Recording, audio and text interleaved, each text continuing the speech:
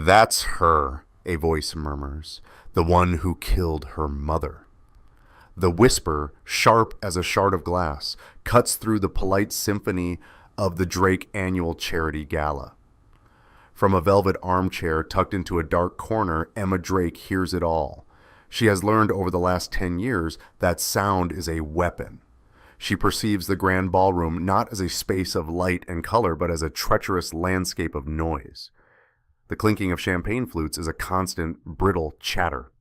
The clicks of heels on marble are like footsteps in a haunted house, but the most terrifying sound is the one that follows her. The sudden, pointed silence that falls whenever she is near, a vacuum of sound where conversations die. People don't stare at the blind girl. They give her a wide, cold berth, and their whispers follow in her wake like a chilling draft. 10 years of this has taught her not to flinch. It has taught her to keep her back straight, her chin up, and her face a mask of serene emptiness. It has taught her to be a statue, a monument to a tragedy she is forced to embody, but not allowed to remember. On a stage bathed in a warm, forgiving spotlight, her father, Malcolm Drake, is at the podium. At 55, he is handsome, charismatic, a titan of industry with a voice that commands attention. He is delivering a flawless speech about resilience, about the strength of the human spirit in the face of unspeakable loss. He gestures towards her, a subtle, practiced movement.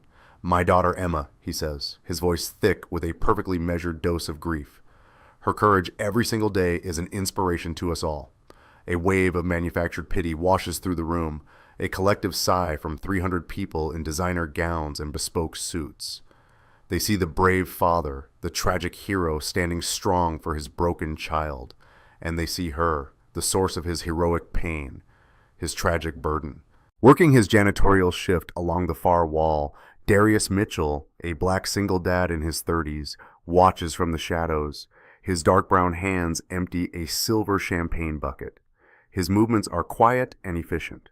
His presence as a service worker grants him a cloak of invisibility, a necessary condition for a black man in a space like this. He is not looking at the powerful CEO or the glittering crowd. His eyes are fixed on the young woman in the corner. He sees not the broken heiress, the tragic figure from the society pages, but a 26-year-old suffocating in a gilded cage. He has seen her before during his late-night shifts, a lonely silhouette on the penthouse balcony, a fleeting shape in a darkened hallway. He knows loneliness when he sees it. It has been his constant companion since his wife Lena died, leaving him to raise their daughter Amara alone. He overhears two women by a floral arrangement, their voices low but clear. It's shameful, really, that he brings her out like this. I know. Can you imagine living with that guilt? She was only 16, reached for the radio, they say, and sent the car right off the road, killed her own mother. Tragic. Darius feels a cold anger tighten in his chest. They speak of her as if she isn't there, as if her blindness makes her deaf as well. He sees her hand resting in the lap of her silk dress, clench into a fist, her knuckles white. She hears them. Of course she hears them. The speech ends. The applause is deafening. A roar of approval for Malcolm's performance. He steps down from the stage and the room comes alive again. People form a receiving line to shake his hand, to offer their condolences and their business cards. Not a single person approaches the corner where Emma sits. She is an island surrounded by a sea of people who would rather drown than get too close. Then the orchestra conductor raises his baton. A new melody begins, a haunting, achingly familiar waltz. The song cuts through the noise and Emma freezes, her breath catching in her throat. Her hand tightens on the arm of her chair, the velvet plush beneath her fingers suddenly feeling like a trap. It's a song from a dream she can't quite grasp, a melody that feels like a ghost's touch on the back of her neck. The floor begins to fill with dancing couples, swirling figures of color and light that Emma can only imagine. She remains utterly alone, the music wrapping around her, dredging up a formless terror from the depths of her mind. The feeling of being trapped, the smell of rain, the sound of a scream. A powerful, unthinking compassion moves Darius. He has a daughter, Amara, who is only 8. He thinks of her bright, fearless spirit, her tight coils of dark hair often tied up with a colorful scarf. and imagines her being treated like this, being made to feel like a ghost in her own life. He cannot stand it. He puts down his cleaning cart. He straightens his simple black uniform jacket. He begins to walk. He moves through the crowd of gaping aristocrats. A janitor crossing a line no one in this room would ever dare to cross. They stare, their conversations faltering as they watch the invisible man become visible. He is breaking the unspoken rules that hold their world together. As a black man in the janitorial uniform, the act feels more profound than merely a breach of etiquette. It is a social defiance. He doesn't stop until he is standing before her. Emma can feel the shift in the atmosphere, the sudden focus of the room's attention. She senses a presence before her, someone standing close, blocking the faint warmth from the chandeliers. She tenses, expecting a clumsy word of pity or a security guard telling her she needs to move. Darius leans in slightly, his voice gentle, meant only for her. "May I have this dance?" The question is so simple, so direct, so normal that it takes her breath away. No one has asked her that in 10 years. No one has treated her like a woman who might want to dance. They treat her like a fragile object, a memorial to be observed from a safe distance. Shock renders her speechless. She hesitates, a decade of hiding, of making herself small, screaming at her to refuse, to stay in the safety of her corner. But then she remembers the whispers, the pity, the cold, empty space around her, and she hears the kindness in this stranger's voice. It is a simple, honest, human connection offered without agenda. She gives a small, trembling nod and reaches out her hand into the space in front of her. Darius takes it. The warmth of his calloused palm envelops her cool, delicate fingers. He doesn't pull or guide her with force. He simply holds her hand, a silent promise of support. And for the first time in a very long time, Emma Drake doesn't feel like she's about to fall. She feels anchored. As Darius leads her from the corner, the ballroom seems to hold its breath. The whispers die, replaced by a dense, heavy silence that is somehow louder. For Emma, the sensation is overwhelming. The sudden absence of the usual murmurs makes the air feel thick, and the focused energy of 300 guests feels like a physical pressure on her skin. Every footstep echoes on the marble. Her heart hammers against her ribs, a frantic drum beat against the steady rhythm of the waltz. For 10 years, she has been a ghost, an object of pity and whispers. Now she is a spectacle. Darius feels the stares like 100 tiny needles. He doesn't look at the crowd. He keeps his gaze soft, focused somewhere over Emma's shoulder, giving her the dignity of his full, respectful attention. He can feel Malcolm Drake's fury radiating from across the room, a palpable heat. He understands the CEO's gaze is not just one of anger at a servant's insolence, but a chilling reminder of his place. But in his hand, Emma's fingers are cold as ice. His warm, dark brown grip is firm and reassuring. Just get her through the song, he tells himself. One song. He pulls her gently into the formal dance hold. Her left hand rests tentatively on his shoulder, and his right hand finds the small of her back. She is stiff, her body a rigid line of fear. He begins with the simplest step of the waltz, a slow, deliberate box step, counting softly under his breath, just as he used to do with his wife Lena. 1, 2, 3, 1, 2, 3. Emma's mind is a storm of anxiety, but her body remembers. At 16, before the crash, she had attended dozens of these events. The steps are ingrained in a part of her that trauma hasn't touched. After a few clumsy seconds, her feet begin to follow his lead. The rigid posture softens. Her spine lengthens. She is still terrified, but she is dancing. Across the floor, Malcolm Drake begins to move. He descends from the stage, his face a mask of controlled rage. He walks with a predatory grace, weaving through his guests, who part for him like water for a shark. His eyes are locked on the janitor, a low-level employee who has dared to lay hands on his daughter, his most valuable prop. To Malcolm, Darius is not just a servant, he is a threat embodying all the rules he thinks he can break. This public display of rebellion is an existential threat to the narrative he has so carefully constructed. Darius sees him coming. He doesn't falter. He continues to lead Emma through the simple, repeating steps of the waltz, creating a small, safe world for them in the center of the hostile ballroom. "You're doing great," he murmurs, his voice a low, steady anchor. The encouragement, so simple and genuine, reaches a part of Emma that has been starved for a decade. A tiny, fragile smile touches her lips. For a fleeting moment, she isn't the tragic Emma Drake. She isn't the girl who killed her mother. She's just a young woman dancing.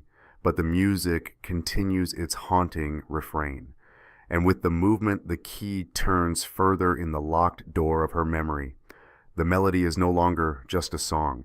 It's a trigger, a flash, violent and unbidden, explodes behind her eyes. Not an image, but a chaotic burst of sensation. The percussive thrum of heavy rain on a car roof. The smell of leather and her mother's jasmine perfume. Her mother's voice not singing along to the radio, but tight with anger. "You can't speak to me that way, Malcolm." Emma's breath hitches. The fragile smile vanishes. Her body goes rigid again, but this time it's not from social fear. It's from a deeper, colder terror. Her steps falter. Darius feels the change instantly. The hand on his shoulder tightens, her fingers digging into his uniform jacket. He steadies her, his hand firm on her back. "It's all right," he says softly. "I've got you." But she is no longer in the ballroom. The waltz has transported her back into the back seat of that car. A 16-year-old girl watching her parents fight. Her father's voice, a low, furious snarl. "I built this life. You think you can question me?" A sudden, violent lurch. Not the smooth sway of a dance, but the sickening, unnatural motion of a car losing control. The high-pitched screech of tires on wet asphalt. Her mother's laughter from earlier in the drive, now turning into a single sharp scream. "No," Emma whispers, her voice barely audible. Her face has gone pale. Her eyes, though unseeing, are wide with a horrifying, emerging memory. Malcolm is closer now, only 20 feet away, his stride quickening. His guests watch in rapt silence, sensing the drama is escalating beyond a simple breach of etiquette into something far more raw and unpredictable. Darius knows he has to get her out of there. The dance was meant to be a kindness, not a catalyst for a breakdown. He begins to steer her toward the edge of the floor, toward the quiet of the terrace doors. But Emma seems frozen, her feet locked to the floor, her mind trapped in the chaotic final seconds of her old life. I remember," she stammers, her hand gripping his arm with shocking strength. "The music, my mother—" Her father's shadow falls over them, blocking out the light, casting them in a sudden chill. Malcolm Drake has arrived. "The dance is over," he says, his voice dangerously soft. Each word a perfectly polished threat. He reaches out his hand like a claw to grab Darius's shoulder. Before Malcolm's fingers can clamp down on his shoulder, Darius reacts. It's not an aggressive move, but a fluid, protective one. With a firm pressure on Emma's back, he continues the motion of the waltz, spinning them both a half turn. The simple maneuver neatly evades Malcolm's grasp and places his own body squarely between the enraged CEO and his daughter. For a brief, stunning moment, the janitor is shielding the heiress from her own father. The crowd lets out a collective gasp. "Get your hands off of her," Malcolm snarls, his voice a low, venomous hiss meant only for Darius. The charming public facade has vanished, replaced by the cold fury of a king whose authority has been challenged by a peasant. "You are finished, not just here, in the city." Darius doesn't answer. He can feel Emma trembling against him, her breath coming in short, ragged gasps. He keeps a steadying hand on her, his only concern to shield her from the coming storm. But it's Malcolm's voice, that specific tone of controlled, menacing rage that provides the final, horrifying key. It's the same voice she heard in the car. The memory is no longer a confusing flash. It's a perfect, crystal-clear image exploding in the darkness of her mind. She is 16 again in the back seat of the new Drake Motor sedan. The haunting waltz is on the radio. Her mother is driving, her face illuminated by the dashboard lights, her expression tight with a familiar sadness. Her father is in the passenger seat, his phone pressed to his ear, his voice a low growl as he argues with a board member. The argument ends. He snaps his phone shut. Her mother says something, a quiet, pleading question. "Malcolm, please, not in front of Emma." And then his reply, cold and dismissive. "You will not question my decisions, not ever." Then she sees it. The image that her mind has spent 10 years burying under a mountain of guilt.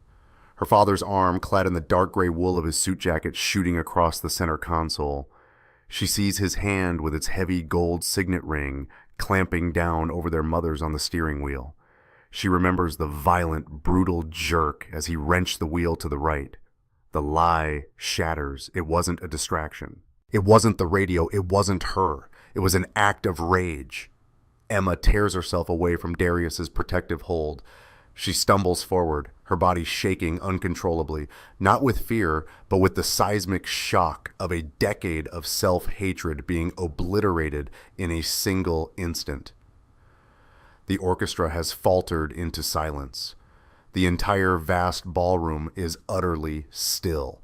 She turns her head toward the sound of her father's breathing, a sound she now recognizes as the growl of a predator. "It wasn't me," she says, her voice a raw, broken whisper that somehow carries to every corner of the room. The guests lean in, straining to hear. Malcolm's face darkens. "Emma, that's enough. You're making a scene." "I didn't do it," she says again, her voice gaining a strength fueled by a decade of stolen truth. She raises a trembling hand, pointing not at him, but in the direction of his voice. "You? It was you." A wave of shock ripples through the crowd. "We were arguing," Emma continues, the words pouring out of her now, a torrent of memory. "You and Mom. She told you to stop and you got angry." Her voice cracks, thick with unshed tears for the mother she has spent 10 years believing she killed. "You grab the wheel." The accusation hangs in the air, stark and horrifying. For a moment, Malcolm Drake looks completely exposed, his mask of grieving fatherhood stripped away to reveal something ugly and violent beneath. The silence is absolute, accusatory, but a master manipulator does not fold under pressure. He recovers in a heartbeat. The look of shock melts away, replaced by an expression of profound, heartbreaking sorrow. A sad, condescending smile touches his lips. He shakes his head slowly, a gesture of infinite patience in the face of madness. He turns not to Emma, but to his horrified guests, opening his hands in a gesture of helplessness. "My poor daughter," he says, his voice a masterpiece of controlled anguish. "You see what this terrible, terrible guilt has done to her." He takes a step toward Emma, but stops as if afraid of frightening a wounded animal. "Darling," he coos, his voice dripping with false sympathy. "I know you're in pain. I know you wish you could undo that night. We all do." He addresses the crowd again. The mind is a fragile thing when faced with a trauma it cannot bear. Sometimes it creates fantasies, stories to shift the blame, to protect itself from a truth that is simply too much to carry. He looks back at his daughter with a look of pure pity. She has carried this burden for a decade. It's no wonder she's confused. He has done it. In 30 seconds, he has taken her moment of pure, liberating truth and twisted it into a pathetic spectacle of mental instability. He has recast himself as the victim, the long-suffering father of a disturbed, confused child. The crowd, which had been frozen in shock, begins to murmur. They look from the powerful, heartbroken CEO to his trembling, blind daughter. Who are they to believe? The story they've been told for 10 years or this sudden hysterical outburst? Emma stands defeated, her accusation neutralized, her truth dismissed as delusion. Darius watches, his fists clenched at his sides, a wave of protective fury washing over him. He looks at Emma's face, at the raw agony there, and he sees not madness, but the terrifying clarity of a woman who has just woken up in a nightmare. He believes her. In a room full of people who see a broken girl, he is the only one who sees a survivor telling her story. And he knows with a certainty that settles deep in his bones that this cannot be the end. Malcolm Drake, a master of optics, does not allow the silence to linger. He signals with a barely perceptible flick of his fingers. Two men in dark suits, previously positioned discreetly against the walls, begin to move through the crowd with quiet purpose. They are his personal security, their faces impassive. He steps toward his daughter, his expression one of profound fatherly pain. "Come, darling," he says, his voice a gentle murmur for all to hear. "Let's get you home. You're overwrought. It's been a long night." He reaches for her arm. The moment his fingers touch her, Emma flinches as if burned. His grip is not the gentle touch of a concerned father. It's a vice of cold steel, an immediate assertion of control. It's the grip of a jailer. "No," she whispers, trying to pull away. The crowd murmurs, interpreting her resistance as another symptom of her hysteria. Poor thing. She doesn't even want her own father's help. "Security will escort you," Malcolm says, his voice dropping so only she can hear it. The false sympathy replaced by a chilling command. Do not make this any worse than it already is. They begin to pull her away from the center of the ballroom, away from Darius. Her truth has been told and then expertly suffocated in less than a minute. She is being erased from the scene. Her outburst now just an unfortunate interruption to an otherwise perfect evening. Desperation claws at her. She fought her way out of a 10-year-old mental prison only to be dragged into a physical one. Her father will lock her away, medicate her, ensure her delusion never sees the light of day again.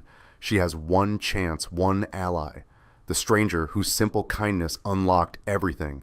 As the security guards steer her past where Darius stands frozen, she lurches toward him. It looks like a stumble, a moment of weakness. The guards tighten their grip, but she uses the motion to get close, her face just inches from his.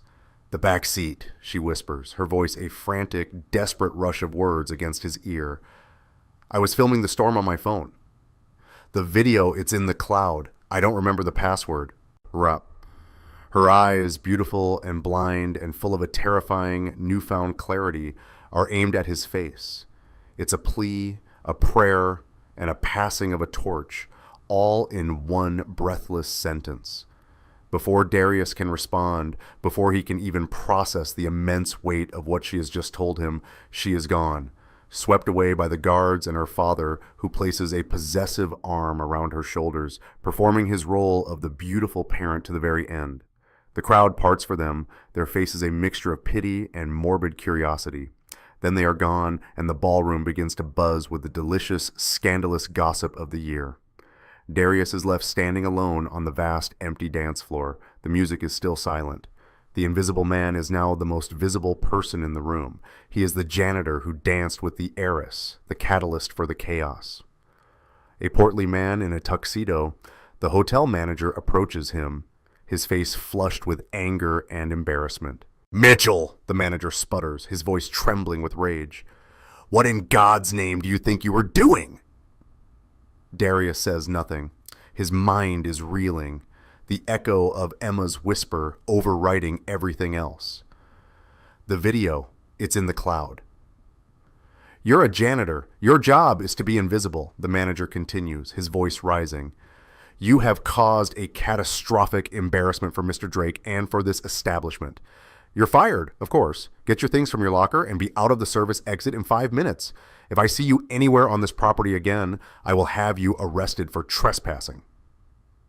The verdict is delivered with cold, swift finality. There is no appeal. Darius simply nods. He turns his back on the glittering crowd and the man who has just taken his livelihood and walks off the dance floor. He doesn't look back. He moves through the swinging doors into the starkly lit, stainless steel world of the service corridors. The glamour of the gala is instantly gone, replaced by the clatter of dishes and the smell of industrial cleaner. No one here meets his eye. The news has already spread. He is the man who flew too close to the sun. He cleans out his small metal locker. The contents meager. A worn photo of his wife, Lena. A drawing Amara made for him of a unicorn. A spare pair of work boots. He stuffs it all into his backpack. He is no longer an employee. He is a trespasser. 5 minutes later, he pushes open the heavy steel door of the service exit and steps out into the cool night air of a back alley. The alley smells of garbage and rain. In the distance, he can hear the faint, muffled sound of the orchestra starting up again. A cheerful tune designed to erase the unpleasantness, to get the party back on track. He walks to the end of the alley and looks up. Towering over the city is the Drake Industries building. Its top floor is a beacon of light in the night sky. The penthouse, where Emma is now a prisoner, is up there somewhere in the clouds. He has lost his job. He has made an enemy of one of the most powerful men in the city. He is a single father with bills to pay and a daughter to feed.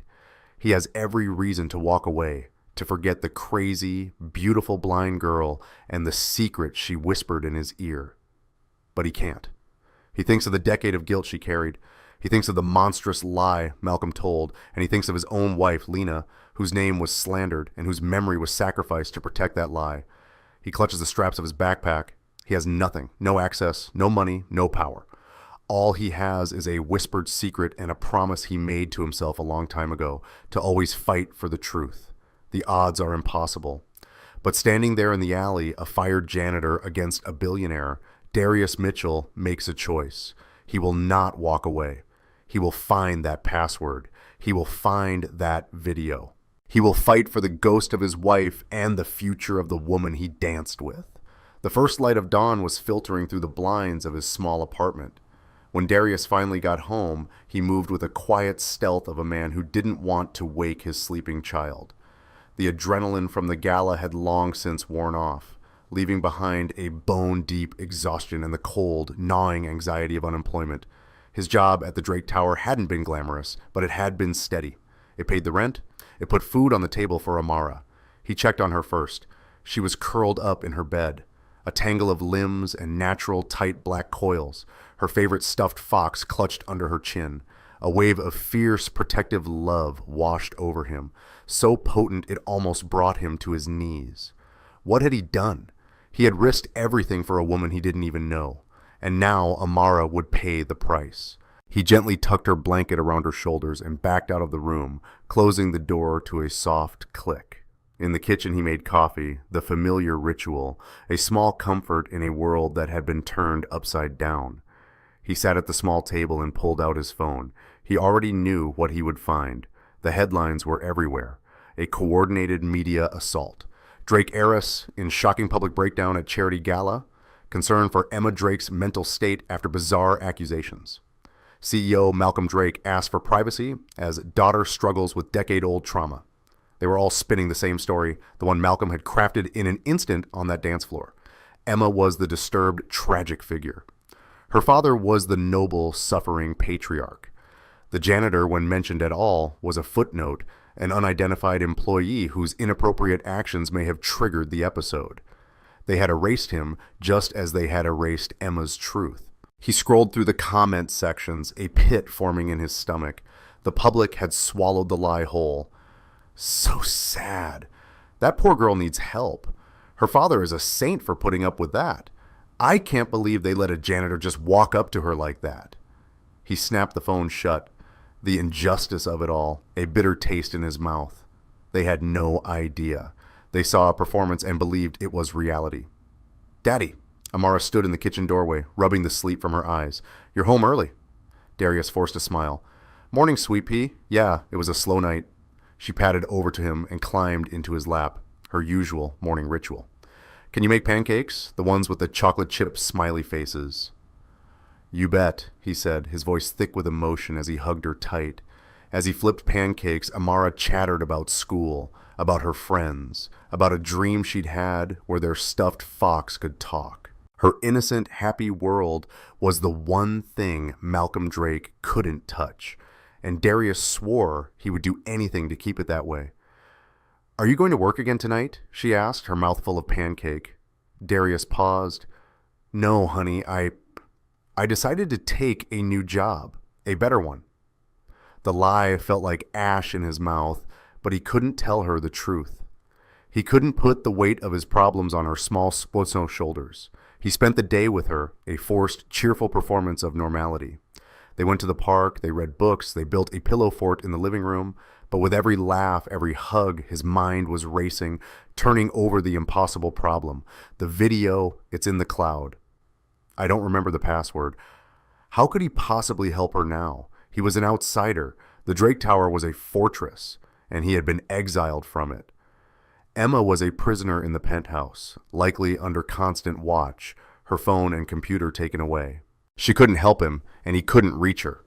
The password was the key, a 10-year-old password. He thought about what he was like at 16. His passwords then were a clumsy mix of his favorite band and his first girlfriend's birthday.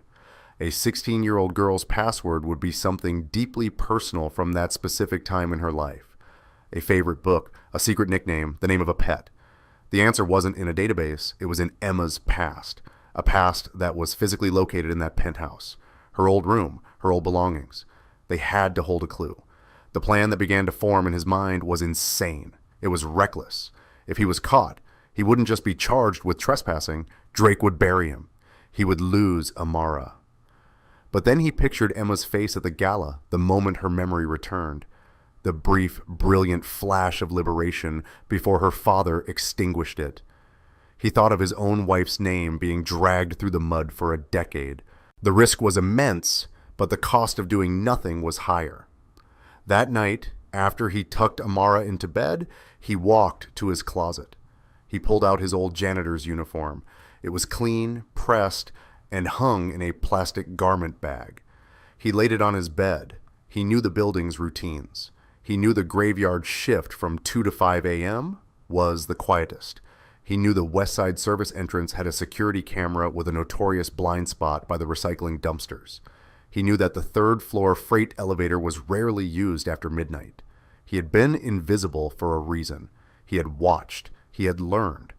He scribbled a note for Amara and left it on the kitchen table, a knot of fear tightening in his stomach. It was a simple note telling her he loved her and that Mrs. Gable from next door would be there if she woke up. He prayed she would never have to read it. At 1:45 a.m., he stood across the street from the colossal, glittering Drake Tower. It loomed over him, a monument to the power of the man he was about to defy. He was just one man, a janitor with a backpack and a desperate, half-baked plan. He pulled the collar of his jacket up against the chill and watched the lone security guard complete his patrol, his flashlight beam cutting a lazy arc through the darkness before he disappeared around the far side of the building. The window of opportunity was open. It would only last for a few minutes. Darius took a deep, shuddering breath. His heart pounded against his ribs. He thought of Amara, of Lena, of Emma. Then he stepped out of the shadows and began to walk purposefully toward the service entrance. The alley was a deep well of shadow, but the West Side service entrance was bathed in the cold, sterile glow of a single security lamp. Darius watched it from the darkness, his heart a frantic, uneven rhythm against his ribs. The keypad next to the steel door gleamed. He knew the standard janitorial code was changed weekly, but the overnight maintenance override, code 7B Delta, was hardwired into the system and rarely updated. It was a fail-safe meant for emergencies. Using it now was a gamble. After the gala, Malcolm's security would be on high alert. They could have purged everything. He took the gamble. He stepped out of the alley and walked across the empty loading dock, his movements calm and purposeful, just as they had been every night for 2 years. He didn't look at the security camera with the blind spot. A direct glance was a sign of guilt. He reached the keypad, his fingers hovering over the numbers, slick with a cold sweat. He punched in the code, 7B Delta 91. A red light blinked twice. Access denied. His blood ran cold. They had changed it. It was over before it even began. He was about to turn to melt back into the shadows when the keypad gave a soft electronic chirp. The red light turned green. The heavy magnetic lock inside the door clicked open. It was a time delay, a security feature he had forgotten. He didn't hesitate. He pulled the heavy door open just enough to slip inside and let it close silently behind him. He was in. The air was cool and smelled of bleach and floor wax. This was his world, the service corridors, a maze of concrete and steel that was the building's true circulatory system. He moved quickly, his soft-soled work boots making no sound on the polished floor. He knew this route by heart, left at the main laundry, right at the HVAC control, through the double doors to the central service shaft. He heard the distant hum of a floor buffer on one of the lower levels and froze, pressing himself into the alcove of a linen closet. The sound faded. He moved on. The main obstacle was the penthouse freight elevator. It was a separate system requiring a platinum-level keycard. He had seen managers use it. A simple tap and a beep granting access to the top of the world. He had no such card, but he had knowledge. He had spent hundreds of boring hours on this elevator, cleaning it, repairing its tracks, and listening to the stories of the maintenance crews. He knew its secret flaw. He stepped inside the cavernous steel box and pressed the button for the 40th floor, the highest level accessible with a standard janitor's override. The doors closed, and the elevator began its smooth ascent. He watched the floor numbers climb. 35, 36, 37. Now he jammed his hand between the closing doors, triggering the emergency sensor. The elevator shuddered to a violent halt, the lights flickering. An alarm began to chime softly. This was the most dangerous part of the plan. The emergency stop would send a silent alert to the main security desk. He had at most 90 seconds before someone came to investigate. He pried the doors open a crack. As the old maintenance chief had once drunkenly complained, the elevator's guidance system had a glitch. A sudden stop between floors would cause the destination panel to reboot. During that reboot, for about 5 seconds, the system was unlocked. He jabbed the button for the penthouse service entrance, PHS. For a terrifying moment, nothing happened. Then the button lit up with a soft white glow. The doors slid shut. The alarm ceased and the elevator resumed its climb, this time all the way to the top. The doors opened into a quiet, carpeted service hall. This was the back of the house for the penthouse itself. A gleaming stainless steel kitchen, a pantry, and a series of unmarked storage rooms. He was in Malcolm Drake's home. The thought sent a fresh jolt of adrenaline through him. He moved down the corridor, his senses on high alert. He could hear the faint, rhythmic breathing of someone sleeping in a nearby room, staff quarters. He needed to find Emma's old bedroom. Malcolm, in his performance of the grieving father, would have preserved it, a shrine to the daughter he'd lost before the accident. He found it at the end of a private hallway. The door was unlocked. He slipped inside, closing it silently behind him, and was immediately transported back in time. The room was a perfect time capsule of a 16-year-old girl's life from a decade ago. Posters of indie bands were on the wall. A stack of classic novels sat on a nightstand. A ballet shoe, its ribbon frayed, lay on a dusty dresser. It was a room full of ghosts. He couldn't turn on the lights. Using the faint glow of his phone screen, he began to search, his heart pounding with a mixture of fear and a strange, invasive guilt. He was trespassing on her memories. He scanned book titles, looking for a word or a name that stood out. He checked the back of a framed photo of Emma and her mother, both of them smiling, radiant. Nothing. Then he saw it on a small desk in the corner, a leather-bound diary. It was locked with a simple, flimsy brass lock. He pulled a bent paper clip from his pocket, a trick he'd used 100 times to open jammed locker doors, and gently worked it into the keyhole. After a few 10 seconds, he felt a faint click. He opened the book. He didn't read the entries. He felt like a ghoul, a voyeur of a dead girl's life, because the girl who wrote this was, in a way, gone. He scanned the pages quickly, his eyes searching for a repeated phrase, a pet name, a secret word. He found it on a page dated a week before the accident. She wrote about a night she and her mother had snuck out onto the roof with a telescope.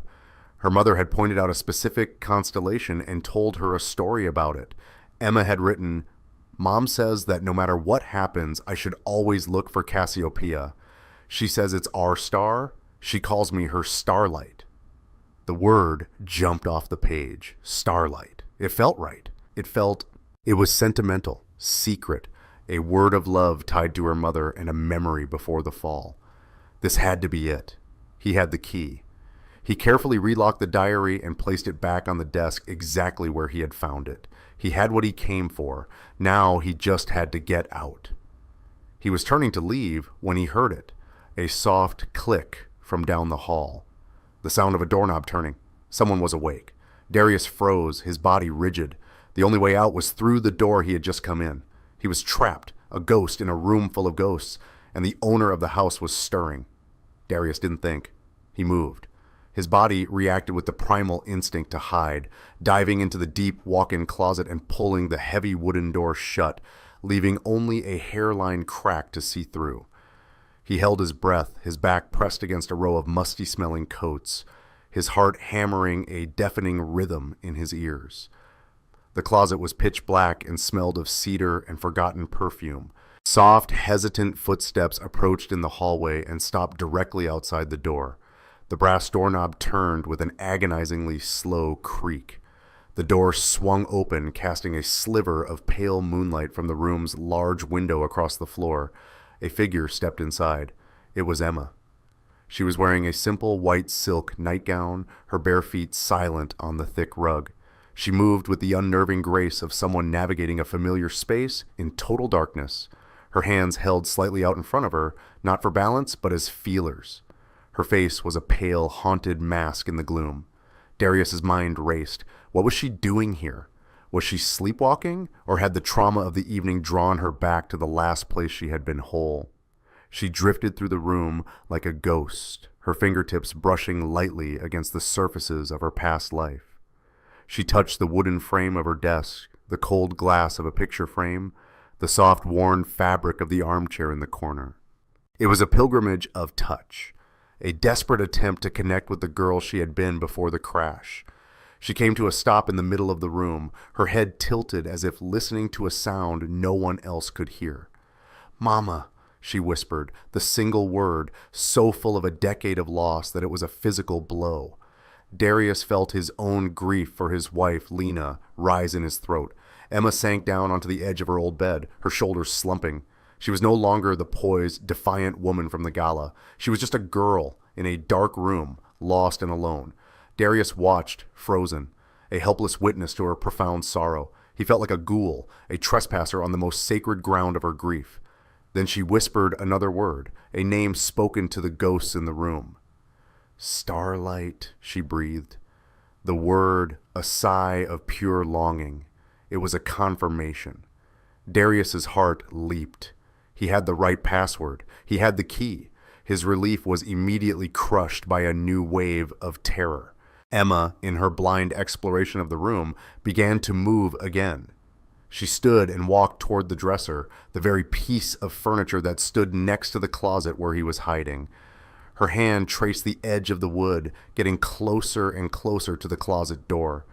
Darius held his breath, praying she wouldn't decide to open it, wouldn't have a sudden urge to touch the clothes of the girl she used to be. Her fingers brushed against the cool brass of the doorknob. His entire body went rigid. It was over. He was caught. But her hand paused, then fell away. Her questing fingers had found what they were looking for, the small velvet-covered jewelry box he had seen earlier. She opened it, and her fingers sifted through the contents, not looking for a specific item, but just for the feel of the familiar, forgotten shapes. Suddenly, a new sound came from the hallway, a sharp, professionally cheerful voice. "Miss Drake, Emma, are you in here?" A woman in a crisp nurse's uniform appeared in the doorway, her silhouette backlit by the hall light. Emma flinched, her private moment shattered. "I'm here, Helen," she said, her voice flat, devoid of emotion. "You shouldn't be wandering," the nurse said, her tone a mixture of gentle chiding and firm authority.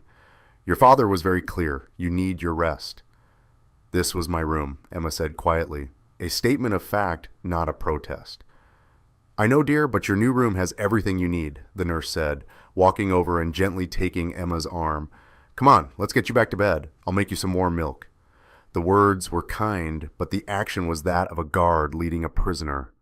The nurse guided the compliant, unresisting Emma out of the room, pulling the door closed behind them, plunging the space back into darkness and silence.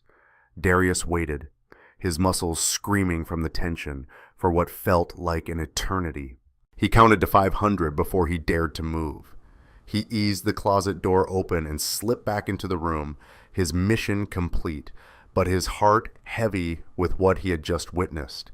Emma wasn't just a prisoner of her father's lie. She was a prisoner in her own home. His escape was a blur of calculated risks and adrenaline. He retraced his steps, his mind no longer on the fear of being caught, but on the new, monumental problem that lay before him.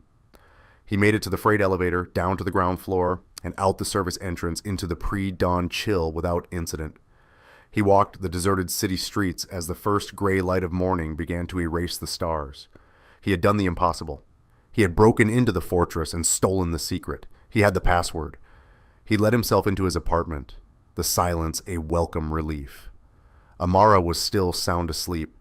He walked into his small living room and looked at the framed photo of his wife Lena on the mantelpiece. It was a beautiful black family portrait. Lena, her skin glowing, smiling wide, with Darius and Amara beside her. Her smile so full of life and love seemed to reach out to him. He had the word Starlight that could clear her name. He had the key to the video that would prove Emma's story and expose Malcolm Drake as a monster. But as the relief washed over him, a cold, hard reality set in, erasing his triumph. The key was useless if he couldn't get it to the prisoner. Emma was locked away, monitored 24/7 with no phone, no computer, no access to the outside world. He couldn't email her, he couldn't call her, he couldn't walk up to the front door of the Drake Tower and ask to see her. He was the fired janitor, the man Malcolm Drake now considered a mortal enemy. He sank onto his sofa, the weight of the new challenge crushing him. How do you get a message to a girl who can't see, who is guarded around the clock, and who lives at the top of a skyscraper he was now banned from even approaching? He had the key, but the lock was 1,000 feet in the air, behind an army of guards and in the hands of a girl who had no idea he had found it. For 3 days, Darius existed in a state of suspended animation. He took Amara to school, helped her with her homework, and read her bedtime stories, all while his mind churned with an impossible problem. He had the key. Starlight, a word that felt both sacred and explosive, but it was useless. It was like knowing the combination to a safe that was on the other side of the planet. His first thought was to go to the police, but he dismissed it instantly. What would he tell them? That the CEO's blind daughter, who had just had a public breakdown, had whispered a conspiracy theory to him? He was a fired janitor with an axe to grind. They would laugh him out of the station. The media was out of the question. They were already painting Malcolm as a saint and Emma as a disturbed young woman. He was on his own. He needed a messenger, a way to breach the walls of the penthouse and deliver a one-word message to a girl who couldn't see it. The message had to be invisible to her guards, but obvious to her. The idea came to him in the middle of the public library while Amara was happily engrossed in a picture book. He was scrolling through news articles about Malcolm Drake, trying to find a weakness, when he saw a photo from a previous year's gala. On a table in the background was a massive, opulent floral arrangement. The caption credited Fleur Royale, the most exclusive florist in the city. Drake Industries had a corporate account. Flowers were a regular delivery. They were a Trojan horse. But how do you write a message for a blind person? The answer was on the computer in front of him. He typed "alphabet for the blind" into the search bar. The screen filled with images of Braille, a system of raised dots. It was a foreign language, but for a single word, it was a code he could learn. He spent the next hour in a quiet corner of the library. The Braille alphabet on his phone screen, a napkin and a pin from his wallet in his hands. He carefully, painstakingly punched the dots for each letter into the soft paper, STARLIGHT. To anyone else, it would look like meaningless indentations, but to fingertips trained by a decade of darkness to read the world, it would be a word. It would be a key. The next morning, he took the last of his severance pay from his bank account. It was the money meant for next month's rent, for groceries, for Amara's school trip. He walked into the hushed, fragrant interior of Fleur Royale, his worn work jacket and jeans, feeling painfully out of place among the perfumed patrons. "I'd like to send an arrangement to the Drake Tower penthouse," he told the skeptical-looking clerk, his voice steady, "to Miss Emma Drake." He chose the most expensive arrangement of stargazer lilies they had, the name a nod to the password itself. The cost made his stomach clench. He paid in cash, the wad of bills looking pathetic and worn. "And the card?" the clerk asked, her tone softening slightly. He took the small, thick card. In neat block letters, he wrote a simple, anonymous message, "Hoping you feel better soon." Then he turned the card over. Beneath the heavy embossing of the florist's logo, he took out his pin. With the same meticulous care he practiced in the library, he pressed the 8 letters into the cardstock, 8 tiny clusters of raised dots. A secret whispered through paper. He left the shop feeling both lighter and terrified. He had sent his message. He had bet his family's entire security on the hope that a flower delivery would get past the guards, that Emma would happen to touch the back of the card, and that she would understand. It was a shot in the dark, but as he walked home, he was struck by the second, even more difficult problem. The password was useless without a device, a phone, a computer. Emma had neither. The key was on its way, but the lock was still missing. He wrestled with the problem for the rest of the day. How could he possibly get a phone to her? He couldn't hide it in a cake. He couldn't mail it. He needed to get physically close to her again, a feat that seemed impossible. The solution, once again, came from the enemy. That evening, while scrolling through a society blog, he saw it. An announcement from Drake Industries' PR department. To demonstrate his daughter's steady recovery and to quell the unfortunate rumors about her well-being, Malcolm Drake would be making a generous donation to the Botanical Gardens' new sensory exhibit for the visually impaired. He and his daughter Emma would attend the press conference and ribbon-cutting ceremony in 2 days.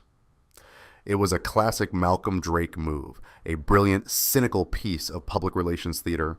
He would parade his daughter through a garden for the blind to prove how much he cared. It was disgusting. It was also an opportunity. The event would be swarming with security, but it was a public space. They couldn't stop a father and his daughter from enjoying a day at the gardens. He bought a simple prepaid smartphone, the cheapest one he could find. It was small enough to fit in the palm of a hand. He charged it fully, set the homepage to the login screen for Emma's email provider, and wrapped it in a soft cloth glasses case to protect it. That night he sat down with Amara. This was the hardest part. "Honey," he began, his heart aching, "do you remember we talked about how sometimes you have to help people even when it's scary?" Amara nodded, her expression serious. "Like the girl at the party." "Exactly like her," Darius said. "Her name is Emma, and she's in a lot of trouble. Her father, he's not a nice man. He's keeping her locked away and telling lies about her." He explained his plan in the simplest terms, that they would go to the gardens, that Emma would be there, that Amara needed to deliver a small package to her without anyone seeing. "You'll have to be very brave," he said, his voice trembling slightly. "You'll just be a little girl who accidentally bumps into a lady. And when you do, you need to slip this into her coat pocket. Can you do that for me? For Emma?" He held out the small cloth-wrapped phone. Amara looked from the package to her father's worried face. She was only 8, but she understood loyalty. She understood injustice, and she had seen the sadness in the pretty lady's face at the gala. She took the phone from him, her small hand closing around it. "I can do it, Daddy," she said, her voice small but firm. "I'll help her." Darius pulled her into a fierce hug, overwhelmed by his love for her and terrified of what he was asking. He was putting his own daughter in the line of fire, turning her into a spy in a war she didn't understand. It was a desperate, dangerous plan, and everything depended on the courage of an 8-year-old girl. The 2 days leading up to the Botanical Garden event were the longest of Darius's life. He was suspended in a state of agonizing uncertainty. Had the flowers reached her? Had the card been thrown away? Did she even know Braille? He was haunted by 100 different ways his desperate plan could have failed. Meanwhile, inside the penthouse, Emma was living in a quiet, padded prison. After the gala, her father had tripled her care. The nurse, Helen, was no longer just an assistant, but a constant shadow. All of her meals were brought to her room. Her walks were confined to a sterile private hallway. Malcolm had spoken to her only once, his voice a chillingly calm instrument of psychological torture. "You are unwell, Emma," he had said. "You will remain here, resting until your memory of this fantasy fades. We will not speak of it again." On the second day, a delivery arrived. Helen announced it with forced cheerfulness. "Well, look at this. Someone sent you the most beautiful flowers." Emma heard the rustle of paper and the soft clink of a vase being placed on her table. The scent that filled the room was immediate and overwhelming, a sweet, heavy perfume that cut through the sterile air. Stargazer lilies. A faint, pleasant memory surfaced. Her mother loved lilies. "They're lovely," Helen said. "The card just says, 'Hoping you feel better soon.' No name. I'll just toss it out for you." "No, wait," Emma said, her voice stronger than she expected. "Let me see it." "See it?" Helen asked, confused. "Hold it?" Emma corrected herself, a touch of irritation in her tone. "I want to hold it." Helen hesitated, then relented, placing the thick, embossed card into Emma's outstretched hand. "Of course, dear." Emma's fingers, which had spent 10 years learning to read the world through texture, immediately registered the anomalies on the back of the card. They were not smudges or accidental marks. They were deliberate, patterned, raised dots. Her heart began to pound. She had taken a few Braille lessons as a teenager, a frustrating exercise she'd mostly abandoned. But the alphabet, the basic shapes of the letters, were still filed away in her memory. She traced the first cluster of dots with the tip of her index finger, a vertical line of 3. The letter L. Then she realized it wasn't L. Her finger had missed a dot to the side. She started again, more carefully this time. 4 dots in a square. S, a T shape. T, 3 dots in an L shape. A. Her breath hitched. She traced the rest of the letters, her mind racing, her fingers trembling. Starlight. Starlight. The word, her mother's secret nickname for her, was a key turning a lock deep inside her soul. It was a message, a confirmation. The janitor, the kind man at the Gala. He had seen her truth and he was trying to help her. For the first time in a decade, Emma Drake did not feel entirely alone. Hope, a feeling so foreign it was almost painful, flickered to life in the darkness. 2 days later, the air at the botanical gardens was thick with the scent of damp earth and blooming roses. It was also thick with tension. A flock of reporters and photographers were herded by a stern-looking PR team, their cameras trained on the main path. Darius stood with Amara near a large fountain, his stomach in a tight, nervous knot. He had dressed them in generic tourist clothes, jeans, sweaters, and a baseball cap for himself, pulled down low. He clutched Amara's hand, his own slick with sweat. "Is that her, Daddy?" Amara whispered, pointing toward a procession moving down the path. It was.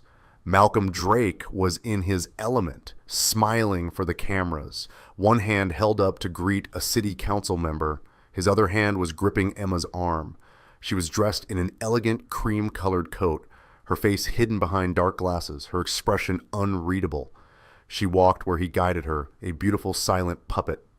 Darius knelt down, his eyes level with his daughter's. He could see the fear in her eyes, but also a fierce resolve that made his heart ache with pride. "Okay, remember the plan," he whispered, his voice shaky. "When he stops by that big purple flower bush, that's our chance. Just like we practiced. Make it look like an accident."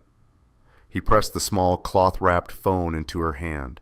Amara clutched it tight and nodded, her small face set with determination. The press conference began. Malcolm spoke eloquently about the importance of making nature accessible to all. He guided Emma's hand to touch a specially designed plaque with Braille lettering, a moment of perfectly staged compassion that made Darius's blood boil. The cameras flashed, capturing the image of the devoted father and his brave blind daughter. Then, as the formal presentation ended, Malcolm began to lead Emma down a narrower path, a photo op stroll through the sensory garden. The reporters followed, a chaotic scrum of bodies and equipment. "Now," Darius breathed, "go now." Amara took a deep breath and let go of his hand. She began to run, not directly at them, but in a playful, looping path, as if chasing a butterfly. She was just a little girl in a garden, completely innocent, completely invisible to the security guards whose eyes were scanning the adult crowd for threats. Malcolm stopped by a large lilac bush to answer a reporter's question. He was distracted.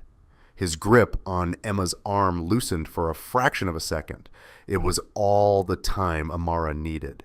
She veered, her path intersecting perfectly with Emma's. She stumbled as if tripping on a root and bumped squarely into Emma's side, letting out a small, convincing oof.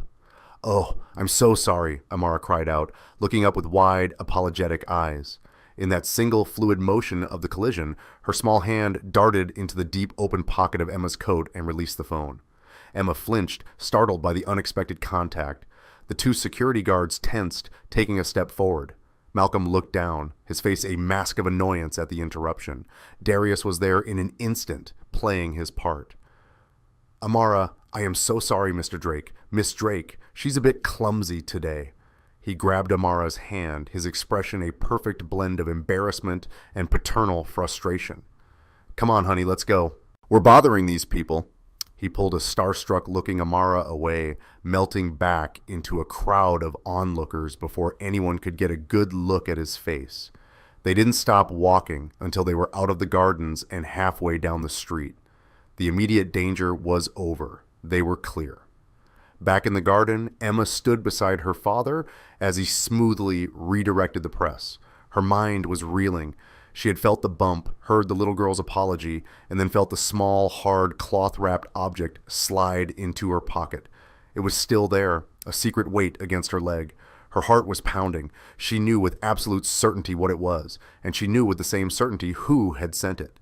She had the password, and now she had the lock. But she was standing in a garden, surrounded by her father's guards and the entire city's media, a prisoner on public display. The key was in her hand, but the cage was locked tighter than ever. The ride back to the penthouse was a silent, suffocating ordeal. Malcolm sat beside her in the back of the town car, the air thick with his unspoken fury. He didn't speak to her, but she could feel his anger like a physical force, a cold, heavy presence in the car. The mask of the concerned father had been dropped. She was back to being his prisoner, and she knew her punishment for the scene at the gala would be severe. Helen, the nurse, met them at the door to the penthouse, her expression grim. "I'll take her from here, Mr. Drake," she said, her voice clipped. Malcolm didn't even look at his daughter. "See that you do," he said before striding away toward his home office, the sound of his expensive shoes clicking on the marble floor, a final dismissive punctuation mark. Helen led Emma to her room, her grip on Emma's arm firm and unyielding. The pretense of gentle care was gone. "You've caused your father a great deal of trouble, Emma," Helen said, her voice cold. "He is a very busy, very important man. He does not need these theatrical displays." She was guided into her bedroom, and the door was closed behind her, the lock clicking with an unnerving finality. Emma stood alone in the center of the room, her heart pounding. The small, hard shape of the phone in her coat pocket felt like a burning coal. She had to act now before Helen came back, before they took her coat, before they found it. She needed a diversion, a moment alone. "Helen!" she called out, her voice a pitch-perfect imitation of distress. "Oh no, Helen, I think I'm going to be sick." She heard the nurse sigh with exasperation from the other room. "Just a moment." Emma fumbled her way to a large decorative vase on a side table, the one that held the stargazer lilies. She grabbed it, her hands trembling, and sent it crashing to the floor. The sound of shattering porcelain and splashing water was an explosion in the quiet apartment. Helen burst into the room. "Emma, what on earth did you do?" "My stomach. I'm so sorry. I felt faint," Emma gasped, clutching her abdomen. I need to use the bathroom, please." The nurse, faced with a hysterical patient and a massive watery mess, made a calculated choice. All right, go on. I'll get the cleaning supplies." It was the opening she needed. Emma rushed into her ensuite bathroom and locked the door. Her hands were shaking so badly she could barely find the latch. Leaning against the cold marble, she took a deep, shuddering breath. She had minutes at most. She pulled the cloth-wrapped phone from her pocket. Her fingers fumbled with the unfamiliar shape. She found the power button and held it down. A moment later, the phone vibrated to life in her hand. She had never used a smartphone without assistance, but she knew they had accessibility features. She triple-tapped the screen, and a calm, robotic voice spoke from the small device. "Voiceover on." Her breath caught. It worked. Following the audio prompts, her fingers flying across the screen, she connected the phone to the penthouse's private Wi-Fi network. Then the moment of truth. She navigated to the web browser to the login screen for her old email provider. Email address text field. She carefully typed in the email she hadn't used in a decade. Password secure text field. Her fingers trembled as she typed the word, the secret her mother had given her, the key the janitor had returned to her. STARLIGHT. She hit enter. For a moment, there was only silence. Then the robotic voice spoke again. Logan successful. Welcome, Emma Drake. A sob of pure, unadulterated relief escaped her lips. She was in. She commanded the phone to open her cloud storage. The voice began to list the contents, file by forgotten file. Folder, photos, folder, schoolwork, folder, videos. Open videos, she whispered, her voice. Folder August 10th years ago, the voice announced, and Emma's heart stopped. File DSC 0417 movie. Play, she commanded. Play the video. There was a click and then the sound. The audio from that night filled the small bathroom, a ghost screaming from the tiny speaker. She heard the waltz on the radio, the drumming of the rain, and then the voices, her mother's clear as day. Malcolm, please, not in front of Emma. And her father's reply, a cold snarl she now recognized all too well. You will not question my decisions, not ever. She heard her own 16-year-old voice, small and scared. Dad, you're scaring me. Then the sound that had been buried deepest of all, her mother's sharp, terrified scream, the sickening, wrenching sound of the steering wheel being jerked hard to the right, followed by the shriek of tires and the horrifying, explosive cacophony of metal twisting and glass shattering. The recording ended in an abrupt, terrifying silence. It was all there. It was real. She hadn't imagined it. She slumped to the floor, the phone clutched in her hand, tears streaming down her face. They were not tears of grief, but of vindication. The 10-year-old weight of guilt dissolved, replaced by the white-hot certainty of the truth. A sharp knock came at the door. Emma, are you all right in there? Open the door. It was Helen. Emma knew she couldn't stay here. Her father would find a way to bury this, to bury her. She had the proof, but she was still in his cage. She needed to get out. She needed to get this video to people he couldn't control. His board of directors, the people whose money and power gave him his crown. She took a deep breath, stood up, and splashed cold water on her face. She hid the phone back in its cloth wrapping and tucked it deep into the pocket of her robe. She unlocked the door. I'm fine, she said, her voice startlingly calm. I'm just tired. I'd like to rest. The next 2 days were a blur of quiet planning. Using the phone in secret, she learned that the Drake Industries annual board meeting was scheduled for the end of the week. It was her only chance. She made one call, a number she had to guess at until she got it right. Mitchell, a voice answered, rough with sleep. It's Emma, she whispered. I have the video. I need your help one last time. On the morning of the board meeting, Darius waited in a service van parked in the Drake Towers loading dock. His heart pounding, he wore the uniform of a third-party catering company, a disguise that had cost him his last $100. At precisely 9:45 a.m., as per their plan, a fire alarm was triggered on one of the empty office floors below the penthouse, a false alarm pulled by a disgruntled kitchen worker Darius had known, a man who had his own reasons to hate Malcolm Drake. In the ensuing confusion, with Helen and the security guard distracted, Emma slipped out of the penthouse service entrance and made her way to the freight elevator where Darius was waiting. They rode down in silence, two co-conspirators on a mission to topple a king. Darius, the black man who had seen Emma's truth, now stood shoulder to shoulder with the heiress who carried it. They walked into the executive boardroom on the 50th floor just as Malcolm was boasting about record-breaking quarterly profits. The dozen board members seated around the massive mahogany table looked up in surprise. Malcolm's face turned from triumphant to thunderous in an instant. Emma, what is the meaning of this? Security, he bellowed.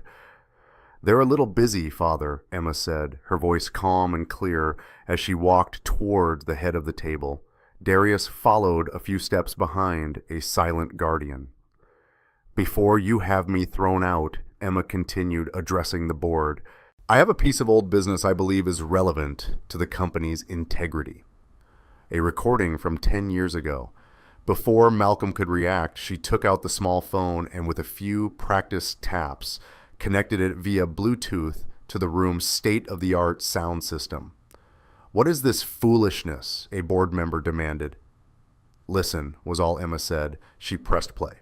The sound filled the boardroom, crisp and horrifyingly clear. The rain, the music, the argument, the raw, unfiltered sound of a man's rage causing a fatal crash. The board members sat frozen, their faces pale. Malcolm lunged for the phone, but Darius was there, blocking his path with a quiet, unmovable presence. When the recording ended with the sound of the crash, the silence in the room was absolute. It was the silence of a tomb.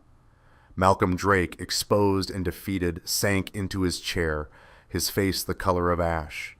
The aftermath was swift and brutal. Malcolm was ousted by the board that afternoon. By evening, the district attorney, armed with the video, had launched a criminal investigation. His empire, built on a lie, had been dismantled by a 10-year-old ghost in a machine. 6 months later, Darius and Amara sat on a park bench sharing a bag of popcorn. It was a bright, sunny afternoon. A woman approached, walking with a white cane, tapping it gently on the pavement in front of her. She was smiling, a genuine, radiant smile that seemed to light up her whole face. Thought I might find you here, Emma said, her voice warm. Hey, you, Darius replied, his own smile easy and natural. Emma sat down with them, and Amara immediately launched into a detailed story about her day at school. Emma listened, laughing at all the right parts. She was no longer living in the penthouse. She had taken control of her trust fund and established a foundation in her mother's name dedicated to supporting victims of domestic violence. She was free. The guilt was gone, replaced by a quiet, steady strength. Her friendship with Darius was the anchor in her new life, a bond forged in a moment of kindness and a fight for the truth. Thank you, Darius, she said quietly, while Amara was distracted by a passing dog, for believing me. Always, he replied. He looked at his daughter, Amara, happy and safe. He looked at Emma, scarred but whole, finally living in the light. He had lost his job, but he had helped reclaim a life, and in doing so had finally brought peace to the memory of his own beloved wife, Lena. The world was not perfect, but on this sunny afternoon in the park it felt just.